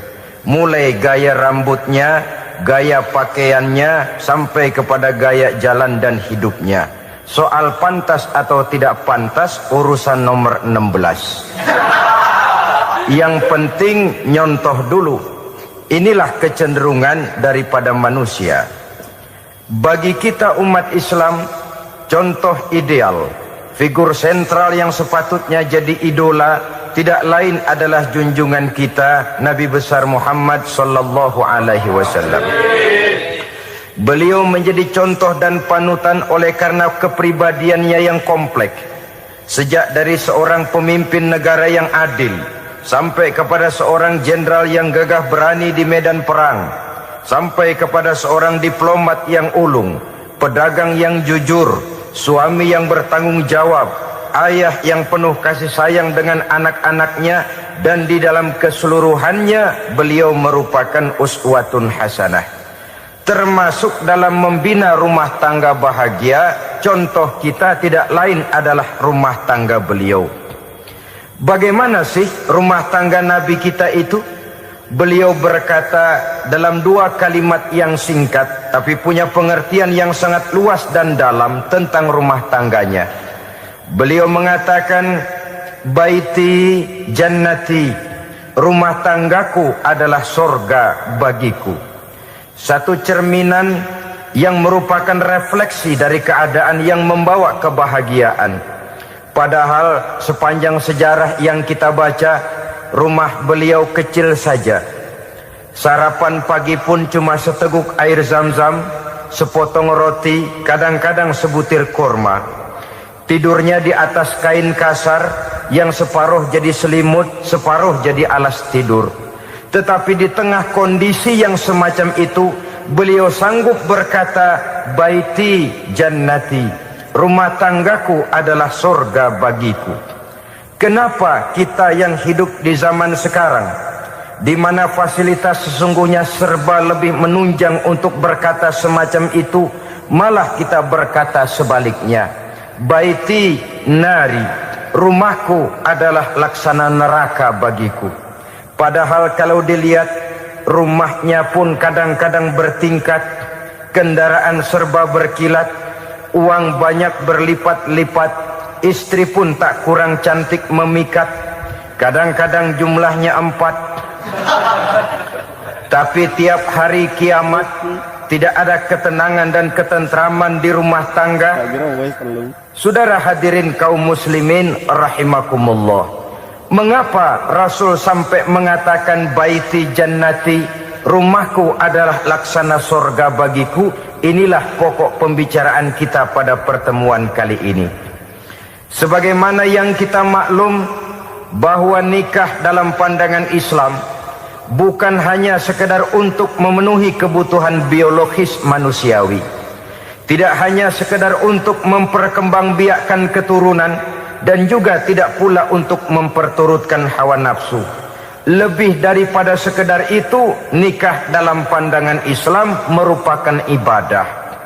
Oleh karena ibadah, maka seluruh tujuan ibadah, apakah dia bernama solat, apakah dia bernama puasa, zakat, sodako, haji dan lain sebagainya, seluruh daripada tujuan ibadah, target utamanya adalah mardhatillah atau keridhaan daripada Allah Subhanahu wa taala. Kalau nikah itu ibadah, maka sesungguhnya tujuan utama dari pelaksanaan suatu pernikahan tidak lain hanya untuk mencari keridhaan dari Allah Subhanahu wa taala. Bukankah kalau kita tanya tiap orang yang melakukan nikah, kenapa sih kamu nikah dengan dia? Jawabannya bisa macam-macam. Yang umum, karena saya cinta dia. Ada yang berkata, karena saya ingin mendapat ketenangan hidup. Ada yang bilang, karena saya ingin hidup teratur. Ada yang mengakui, karena saya ingin dapat keturunan dan lain sebagainya. Tetapi sesungguhnya menurut ajaran agama, kalau nikah merupakan ibadah, jawaban intinya ialah saya melakukan nikah untuk mencari keridhaan dari Allah Subhanahu wa taala. Ini konsekuensinya kalau nikah merupakan bagian daripada ibadah. Rumah tangga yang didirikan atas dasar mencari keridhaan Allah, maka akan diwarnai oleh nilai-nilai luhur daripada ajaran agama. Tanpa harta orang memang sulit untuk bahagia, tapi harta bukan jaminan orang lalu akan bahagia. Harta pada suatu saat akan berakhir, kecantikan akan berkurang, pangkat dan jabatan akan sampai kepada batasnya. Tetapi agama, keyakinan, nilai-nilai iman, itulah pegangan kita yang kekal dan abadi. Sebab itu dalam surah Ar-Rum ayat ke-21 Allah Subhanahu wa taala menjelaskan, "Wa min ayatihi an khalaqalakum min anfusikum azwajan litaskunu ilaiha wa ja'ala bainakum mawaddatan wa rahmah." Dan di antara tanda-tanda kebesaran Allah, dijadikannya bagimu istri-istrimu dari diri kamu sendiri, litaskunu ilaiha, agar kamu bisa hidup tenang bersamanya, wa ja'ala bainakum mawaddata wa rahmah, dan dijadikannya di antara kamu rasa cinta dan kasih sayang. Umumnya pernikahan terjadi karena mawaddatan wa rahmah ini, cinta dan kasih sayang. Atas dua dasar itulah rumah tangga didirikan orang. Atas dasar itulah seorang laki-laki dan seorang perempuan memadu janji untuk membagi suka dan duka dalam hidup ini secara bersama-sama. Namun kalau kita renungi ayat ini, Allah tidak hanya menjadikan cinta, tapi Allah juga menjadikan kasih sayang. Apa bedanya cinta dan kasih sayang? Apa bedanya mawaddatan warahmah ini? Saudara, mawaddah yang artinya cinta, itu sasarannya biasanya adalah jasmani, kecenderungan biologis. Itu akan berakhir. Orang yang mendirikan rumah tangga cuma karena kecenderungan biologis, cuma karena rasa cinta semata-mata, cinta biasanya terkait kepada keindahan. Betul apa benar? biasanya orang mudah jatuh cinta kepada sesuatu yang punya nilai keindahan. Makanya anak muda jarang yang jatuh cinta sama nenek-nenek. Cinta selalu memandang segi keindahannya. Ini yang namanya mawaddah. Allah tidak mengingkari itu, silakan. Bahwa manusia secara naluri senang kepada serba keindahan, wajar-wajar saja. Tetapi tidak cuma mawaddah, Allah juga menciptakan rahmah, kasih sayang. Mawaddah mungkin ada akhirnya, tapi rahmah tidak akan pernah ada akhirnya. Kalau mawaddah adalah berkecenderungan kepada biologis, jasmaniah, maka rahmah kecenderungan kepada nilai-nilai rohani, kepribadian, kejiwaan, dan lain sebagainya. Dikala pernikahan di bawah umur 40 tahun, mungkin masih banyak mawaddahnya, rasa cintanya. Tapi 40 bahkan 50 tahun ke atas, rasanya orang berumah tangga kalau sudah 50 tahun ke atas itu lebih banyak kasih sayangnya ketimbang cinta-cintaannya. Kalau satu rumah tangga hanya didirikan atas dasar mawaddah saja, atas dasar cinta saja, padahal cinta itu terpaut kepada hal-hal keindahan, keindahan satu saat akan menurun. Ya, tentu sebagaimana yang kita maklum bersama-sama, belum punya anak memang cantik. Sudah punya anak, kecantikan mulai menurun. Punya anak 2, kulit mulai mengkerut. Punya anak 3, onderdil mulai dol. Punya anak 4, apalagi tidak pandai merawat diri, persis dompet tanggung bulan. Kalau rumah tangga didasarkan kepada rupa yang cantik saja, cinta akan bisa berpindah, paling tidak akan berkurang nilainya. Sebab itu Allah tidak hanya menyediakan mawaddah, warahmah, dijadikannya di hatimu itu tidak cuma sekedar cinta, tapi juga kasih sayang. Nah, kasih sayang inilah apabila berakar dan berurat dari nilai-nilai keagamaan yang akan menopang jalinan rumah tangga bahagia.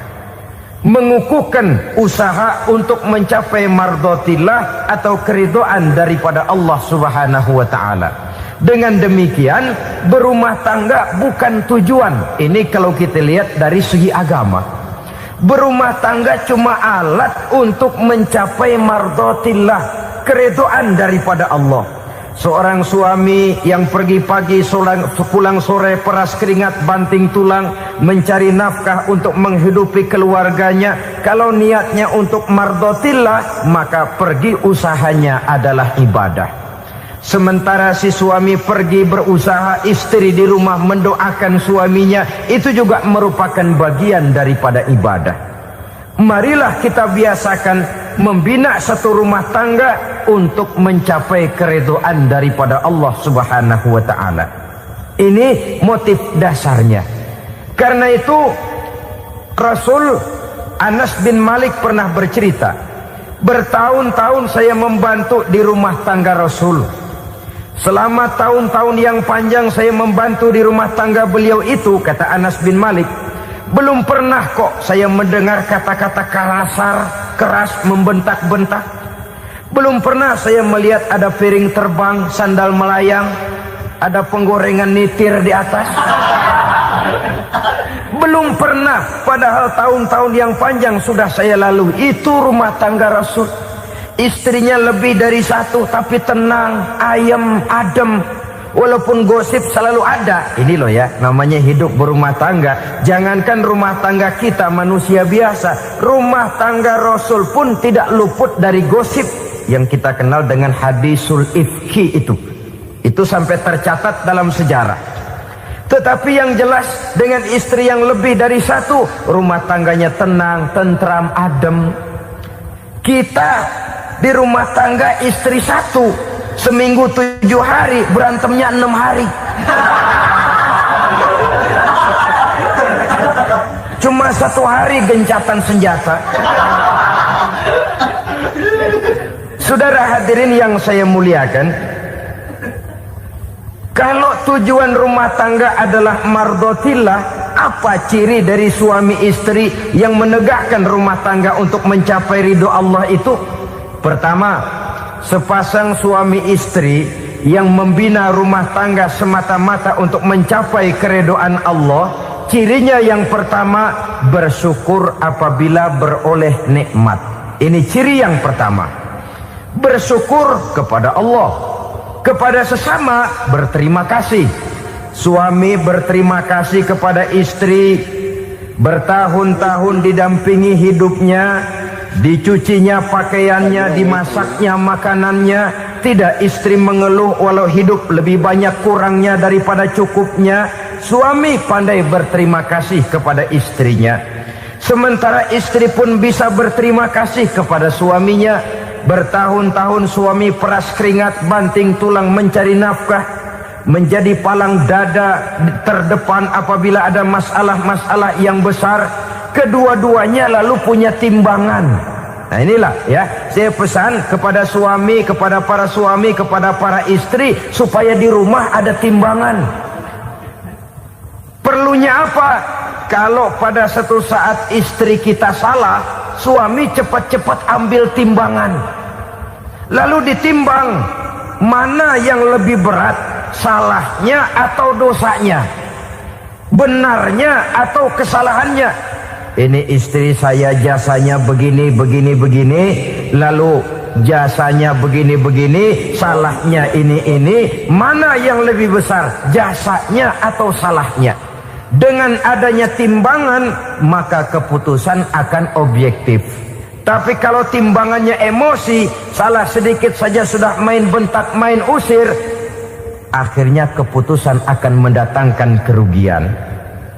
Sebaliknya, kalau suami yang salah, istri ambil timbangan, ditimbang mana lebih besar, jasanya atau salahnya.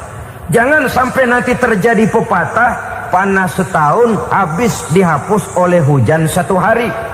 Jasa istri yang puluhan tahun hapus oleh kesalahannya yang sedikit, atau jasa suami yang bertahun-tahun hapus oleh kesalahannya yang sebenarnya tidak seberapa.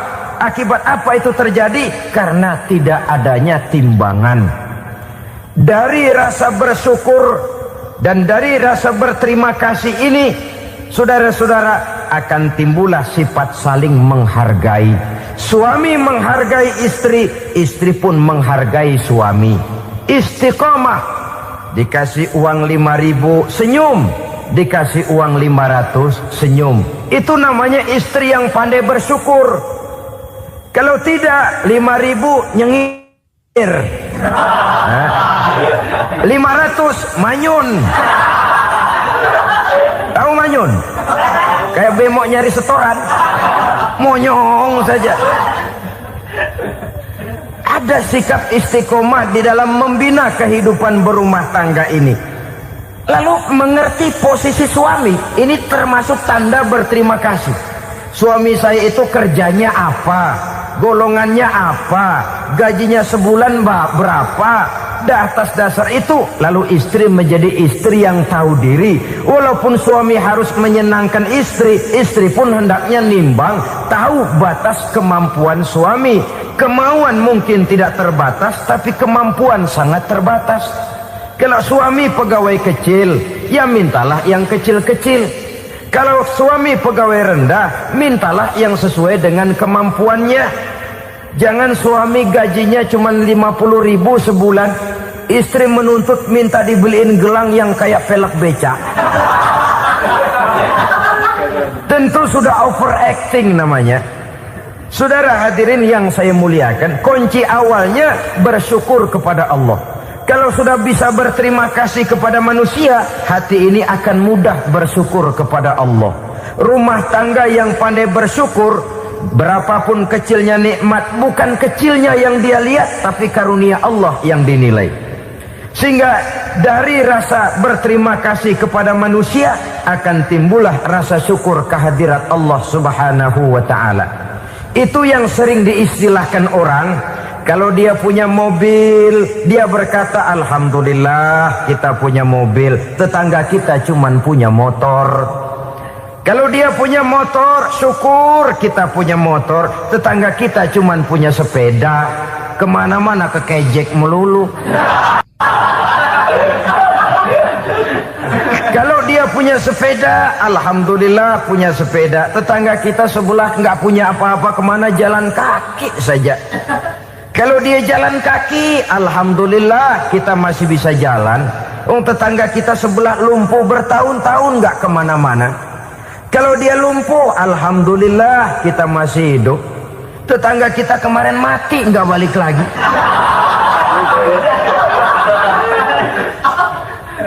Lalu akan timbul rasa syukur. Tapi kalau sudah lumpuh ngelihat yang bisa jalan ngelihat yang naik sepeda, yang punya sepeda lihat yang punya motor lihat yang punya mobil lihat yang punya pesawat. Kapanlah kita ini pandai bersyukur?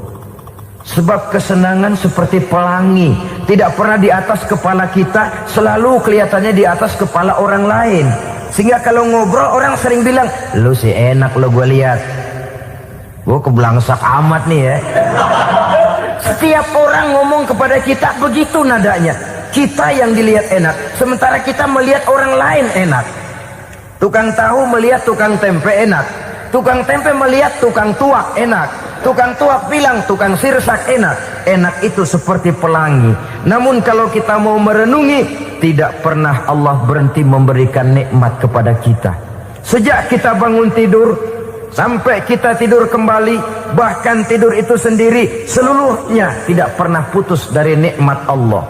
Bahagia ada di gubuk reot, bahagia ada di rumah mewah, bahagia ada di hati kopral, bahagia ada di hati jenderal, di gunung dan di kota, di hutan belantara dan di desa, di keheningan malam atau di keramaian siang. Kalau kita mau mencari, bahagia selalu ada.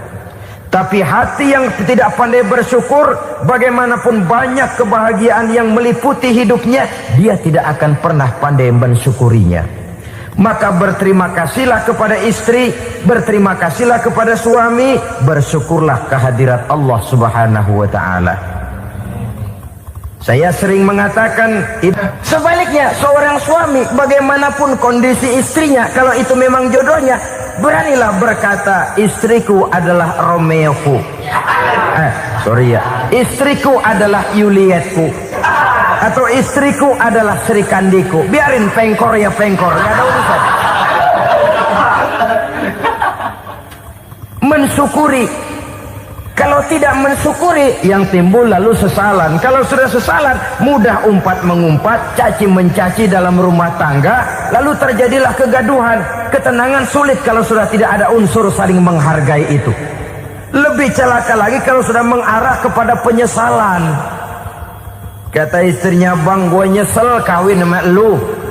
Suami digituin mungkin gede kepalanya. Kalau lu nyesel apalagi gua, makin nyesel. Iya, coba pikir bertahun-tahun kita berumah tangga, memangnya abang bisa beliin apa sama saya? Itu juga gerobok kalau nggak ngeridit bang. Kalau nggak ngeridit, memangnya kamu bayar kreditan pakai daun pisang? Saudara hadirin yang saya hormati, ini saya tekankan kepada ibu-ibu karena penyakit perempuan umumnya. Pernah Rasul itu pulang Isra Mi'raj cerita, saya pulang Isra Mi'raj diperlihatkan neraka. Neraka ya Rasul? Lalu bagaimana? Saya lihat kok isinya kebanyakan perempuan. Perempuan. Laki juga tidak sedikit. Cuma kebanyakan kok perempuan. Apa perempuan tidak sholat ya Rasul? Sholat. Tidak puasa? Puasa. Tidak ngaji? Rajinan dia sama suaminya. Tapi kenapa lebih banyak di sana? Rasul berkata, hunna yakfurnal asir. Penyakit umum dari perempuan tidak pandai berterima kasih kepada suaminya. Ini rupanya penyakit umum dari tahun atu. Saudara hadirin yang saya muliakan, jadi rumah tangga yang didirikan atas dasar mencapai ridho Allah, maka kelihatan dari pasangan suami istri menjadi orang yang pandai bersyukur terhadap nikmat. Bukankah dalam surah Ibrahim ayat 7 Allah berjanji, La in syakartum la azidannakum wa la in kafartum inna azabi lasyadid. Kalau kamu pandai bersyukur, aku tambah nikmatku. Kalau kamu ingkar, tidak mau bersyukur, azabku itu hebat dan pedih. Rumah tangga yang suami istrinya tidak bersyukur disiksa oleh perasaannya sendiri. Tetangganya dapat nikmat, dia yang meriang. Tetangganya dapat kesenangan, dia yang sakit hati. Dia tidak melihat nikmat yang diberikan kepadanya. Nikmat yang orang lain punya aja yang diincar. Nikmat orang lain aja dihitung-hitung. Tangga kita, si Ano baru habis beli yang sebelah belilir habis beli kukusan. Cuma sekedar kukusan saja. Orang lain beli apa-apa jadi bahan diskusi di rumahnya. Orang lain saja yang diusut. Timbul dendam kesumatnya, timbul hasutnya. Dia tidak bersyukur dengan nikmat yang ada dalam rumah tangganya. Isi rumah tangga semacam itu disiksa oleh perasaan hasutnya sendiri. Jauh dari kebahagiaan, kering hatinya, miskin jiwanya, merana batinnya. Kalau sudah ke sana, jauhlah rumah tangga dari pantulan sinar kebahagiaan. Saudara-saudara, kita lihat rumah tangga Rasul. Dari rumah yang kecil, dari tempat tidur yang syaratnya kain kasar, separuh jadi selimut lagi. Keluar ucapan baiti jannati. Kenapa? Beliau orang yang pandai bersyukur kepada Allah, bisa berterima kasih kepada istri-istrinya, dan istrinya pun pandai berterima kasih kepada Rasul dan bersyukur kehadirat Allah Subhanahu wa taala. Maka nikmat lalu bertambah. Makin kita syukuri nikmat, makin tambah itu. La azidannakum, janji Allah, pasti aku tambah nikmatku kepadamu jikalau kamu pandai mensyukurinya. Tapi kalau kamu ingkar, tidak pandai bersyukur, awas, nikmat bisa berubah menjadi azab kalau kita tidak pandai-pandai mensyukurinya. Jadi cirinya yang pertama, rumah tangga bahagia itu apabila suami istri pandai bersyukur terhadap nikmat yang diberikan oleh Allah Subhanahu wa taala. Satu. Cirinya yang kedua, rumah tangga yang berdasarkan untuk mardhatillah, mencapai keridhaan Allah, sabar apabila mendapat cobaan. Namanya orang berumah tangga itu persis berlayar di lautan. Suami istri adalah dua orang yang memegang kemudi. Kalau berlayar ombak tenang, angin bertiup sepoi-sepoi basah, lalu bila malam datang bulan bersinar, bintang gemintang gemerlapan, berlayar memang nikmat. Tapi satu saat angin puting beliung bertiup, gelombang menggunung, halilintar menyambar, kemudian petir berkilat. Kalau pada saat itu suami mau ngalor, istri mau ngidul, alamat perahu patah di tengah jalan, kandas di lautan sebelum sampai ke pantai yang akan ditujunya. Oleh karenanya perlu kekompakan. Maka sejak awal seharusnya dalam akan membina rumah tangga yang bahagia itu lebih baik bicara yang pahit-pahit saja, supaya terjadi kesamaan langkah apabila menghadapi kesulitan dan cobaan. Sabar apabila mendapat cobaan. Rumah tangga seperti kapal di lautan tadi tidak akan sunyi dari hantaman gelombang, tidak akan sepi dari tiupan angin topan, dari kilatan petir, dari sambaran halilintar. Baik suami, baik istri harus sabar menghadapi kesulitan. Kadang kesulitan dari segi ekonomi, kadang kesulitan dari segi mengarahkan dan mendidik anak-anak, kadang kesulitan karena banyak orang yang hasut dengan kita, kadang kesulitan berbagai macam lah yang menyebabkan kesulitan. Rumah tangga yang bertujuan mencapai ridho Allah sabar menghadapi segala macam kesulitan. Saudara-saudara kaum muslimin rahimakumullah, kesulitan adalah bagian daripada perjalanan hidup. Siapa orangnya yang tidak pernah menemukan kesulitan dalam kehidupan? Rasanya hampir tidak ada. Dan memang kesulitan bukan untuk ditakuti. Kesulitan justru untuk diatasi, dicarikan jalan